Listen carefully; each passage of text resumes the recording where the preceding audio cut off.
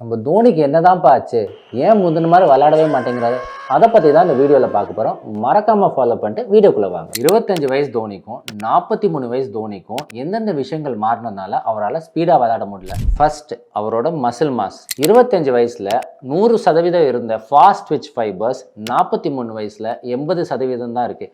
இதனால அவரோட explosive hitting power 20% கம்மியாக இருக்குது. செகண்ட், விஷன் ரிஃப்ளெக்ஸஸ், அதாவது ஒரு ஃபாஸ்ட் மூவிங் ஆப்ஜெக்ட்ஸை ட்ராக் பண்ணுறது, அதுக்கு ரெஸ்பாண்ட் பண்ணுறது. 43 வயசில் அவருக்கு 20% அது கம்மியாக இருக்குது. இதனால தான் அவர் ஷாட்ஸ் மிஸ்டைம் பண்ணுறதும் அண்ட் டெசிஷன் மேக்கிங் கொஞ்சம் லேட்டாக இருக்குது. Third, testosterone. 43 வயசில் கிட்டத்தட்ட 15% டெஸ்டோஸ்டெரான் கம்மியாக இருக்குது. இதனால தான் power hitting and confident shots அடிக்க கஷ்டமாக இருக்கு அவருக்கு. இவ்வளோ ஏஜ் ரிலேட்டட் டிசபிலிட்டிஸை தாண்டி 43 வயசுலையும் 0.12 செகண்ட்ஸில் தோனி ஸ்டம்ப் பண்ணுறாருன்னா அது ஒரு மிராக்குலஸான விஷயம் தான். ஏன் தோனி இன்னும் விளையாடிட்டு இருக்காருன்னு கேட்குற உங்கள் ஃப்ரெண்ட்ஸ்க்கு இந்த வீடியோவை மறக்காமல் ஷேர் பண்ணுங்கள்.